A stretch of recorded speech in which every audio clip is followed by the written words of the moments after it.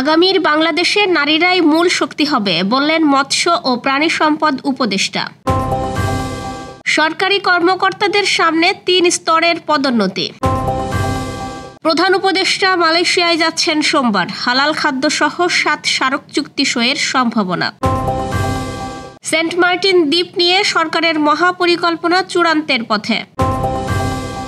অস্থির বেলুচিস্তানে মোবাইল ইন্টারনেটও বন্ধ করল পাকিস্তান। দর্শক, গ্রামের কাগজের সকালের খবরে আপনাকে স্বাগত। শুনছিলেন প্রধান শিরোনাম, এছাড়াও রয়েছে রাশিফল।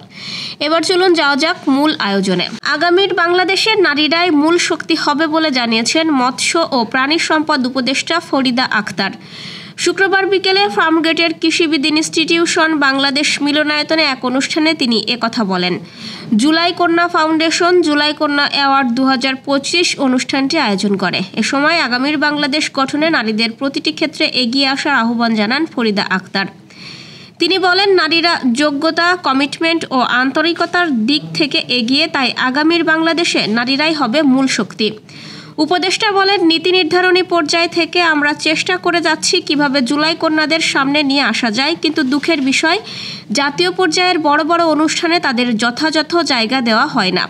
উপদেষ্টা আরও বলেন, ৫২ ভাষা আন্দোলন থেকে শুরু করে ৭১-এর মুক্তিযুদ্ধ এবং ২৪ সালের গণ অভ্যুত্থান পর্যন্ত নারীরা সামনের সারিতে ছিলেন, কিন্তু স্বাধীনতার পর বা আন্দোলন শেষে নারীদের স্থান প্রান্তিক পর্যায়ে সীমাবদ্ধ করে দেওয়ার প্রবণতা ছিল, যা কোনোভাবেই গ্রহণযোগ্য নয়।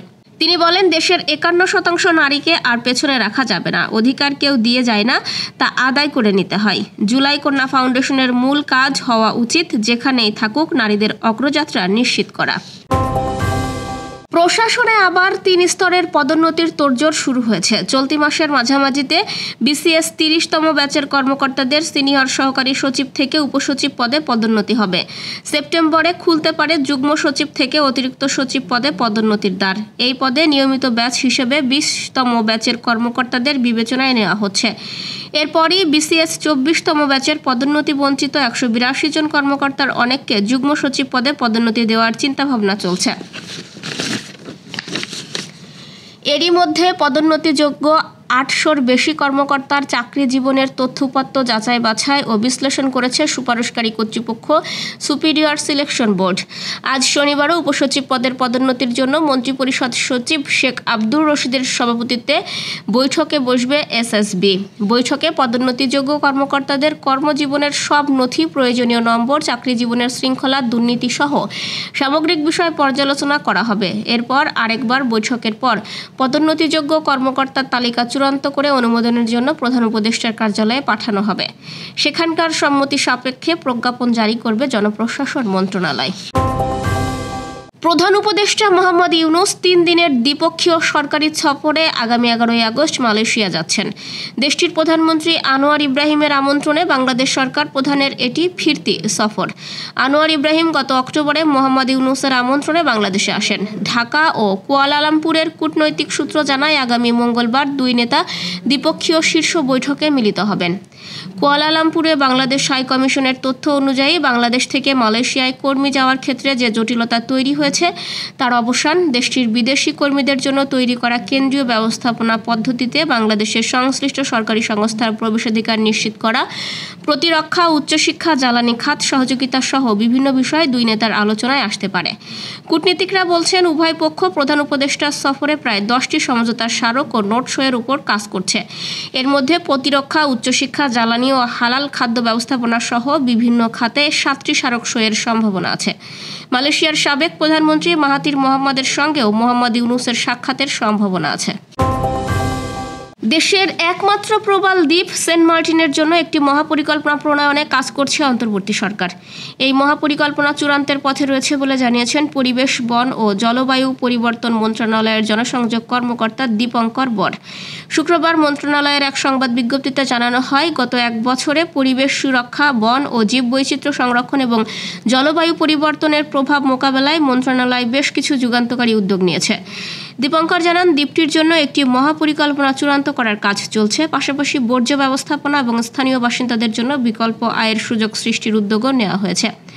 দ্বীপটির প্রতিবেশ পুনরুদ্ধারের জন্য সেখানে পর্যটন ব্যবস্থা নিয়ন্ত্রণ করতে নানা পদক্ষেপ নেওয়া হয়েছে। বিচ্ছিন্নতাবাদ ও সন্ত্রাস কবলিত রাজ্য বেলুচিস্তানে মোবাইল ইন্টারনেট পরিষেবা স্থগিত করেছে পাকিস্তান। দেশটির কেন্দ্রীয় সরকারের কর্মকর্তারা জানিয়েছেন, আগামী অন্তত 3 সপ্তাহ পর্যন্ত স্থগিত থাকবে এই পরিষেবা। তারপর পরিস্থিতি বুঝে সিদ্ধান্ত নেবে সরকার। পাকিস্তানের দক্ষিণ পশ্চিমাঞ্চলীয় রাজ্য বেলুচিস্তানে ভৌগোলিক আয়তনের দিক থেকে দেশটির বৃহত্তম রাজ্য বা প্রদেশ। একই সঙ্গে বেলুচিস্তান পাকিস্তানের সবচেয়ে জনবিরল, স্বল্পোন্নত এবং দারিদ্র্যপীড়িত রাজ্য। যেখানে পুরো পাকিস্তানের জনগণ 24 কোটি, সেখানে 3,47,190 বর্গ কিলোমিটার আয়তন বিশিষ্ট বেলুচিস্তানের জনগণ মাত্র 1.5 কোটি। ব্রিটিশ বার্তা সংস্থা রয়টার্সের অনুসন্ধানে জানা গেছে, বিচ্ছিন্নতাবাদীরা কেন্দ্রীয় সরকার এবং বেলুচিস্তানের প্রাদেশিক সরকারের কাছে খনিজ সম্পদ বিক্রি থেকে আসা মুনাফার হিস্সা দাবি করেছিল, কিন্তু তাদের দাবি মেনে না নেওয়ায় গত বেশ কিছুদিন ধরে রাজ্যের বিভিন্ন সেনা ও প্রশাসনিক স্থাপনায় হামলা চালাচ্ছে বিচ্ছিন্নতাবাদীরা। দর্শক, এ পর্যায়ে জেনে নিব কেমন যাবে আপনার আজকের দিন, অর্থাৎ 9 আগস্টের রাশিফল। মেষ রাশির চাকরিজীবীরা নতুন পেশায় যোগদানের সুযোগ পেতে পারেন। ব্যবসায়ীদের আর্থিক লাভের সম্ভাবনা রয়েছে। কম পরিশ্রমে সাফল্যের দেখা পাবেন আজ এবং পারিবারিক জীবনের সুখ শান্তি বজায় থাকবে। বৃষ রাশির ব্যবসায়ীদের ব্যবসায়িক কাজে দূরের যাত্রা করতে হতে পারে। অর্থের দিক দিয়ে আজকের দিনটি ভালো কাটতে পারে। সুস্থ থাকতে হলে সময় মতো খাওয়ার পাশাপাশি নিতে হবে পর্যাপ্ত বিশ্রাম। মিথুন রাশির ব্যবসায়ীরা আজ প্রত্যাশিত ফলাফল পেতে পারেন। বাড়িতে অতিথি আসতে পারে। আর্থিক পরিস্থিতি আপনার অনুকূলে থাকবে এবং পারিবারিক জীবন ভালো কাটবে। কর্কট রাশির পদোন্নতি ও বেতন বাড়বে, তবে ব্যবসায়ীরা চ্যালেঞ্জের সম্মুখীন হতে পারেন। পারিবারিক জীবনে সুখ শান্তি থাকবে এবং আজ আপনার স্নায়ুর সমস্যা হতে পারে। সিংহ রাশির দীর্ঘদিনের ব্যক্তিগত জীবনের সমস্যার সমাধান হতে পারে। পরিশ্রমের মাধ্যমে জীবনে সাফল্যের দেখা পাবেন এবং স্বাস্থ্য মোটামুটি থাকবে। কন্যা রাশির অফিসে প্রতিকূল পরিস্থিতির সম্মুখীন হতে পারেন। অর্থের দিক দিয়ে আজকের দিনটি মোটামুটি থাকবে এবং আজ কোনো আর্থিক লেনদেন করা থেকে বিরত থাকুন। ভারী জিনিস তোলার কারণে জটিলতায় ভুগতে পারেন। তুলার আজ অমীমাংসিত কোনো বিষয়ের সমাধান আসতে পারে। পেশাগত জীবনে নতুন চাকরির সুযোগ সৃষ্টি হতে পারে এবং পারিবারিক জীবনে পরিস্থিতি স্বাভাবিক থাকবে। বৃশ্চিক রাশির জাতক জাতিকাদের আজকের দিনটি খুবই গুরুত্বপূর্ণ হতে চলেছে। ব্যবসায়ীরা আজ খুব ব্যস্ত থাকবেন। জীবনসঙ্গীর সঙ্গে ঝগড়া হতে পারে এবং আর্থিক পরিস্থিতি ভালো থাকলেও স্বাস্থ্যের অবনতি হবে। ধনু রাশির আর্থিক পরিস্থিতির অবনতির মধ্যেই আয়ের নতুন উৎস পেতে পারেন। মানসিক অবসাদে পরিবারের মানসিক সাপোর্ট পাবেন এবং হঠাৎ পিঠ বা কোমরের সমস্যায় ভুগতে পারেন। মকর রাশি দীর্ঘদিন ধরে আয় বাড়ানোর প্রচেষ্টায় সঞ্চয়ের পরিমাণ বাড়বে। চাকরিজীবীরা অফিসে উচ্চপদস্থ কর্মকর্তার সঙ্গে সুসম্পর্ক বজায় রাখার চেষ্টা করুন এবং পারিবারিক জীবনে সুখ শান্তি থাকবে। কুম্ভ রাশি ব্যবসায়ে নতুন বিনিয়োগের সুযোগ পেতে পারেন। বিদেশ যাত্রার সম্ভাবনা রয়েছে। আয় না বাড়লেও ব্যয়ের পরিমাণ বাড়বে। প্রিয়জনের কাছ থেকে সুখবর পাওয়ার সম্ভাবনা রয়েছে আজ।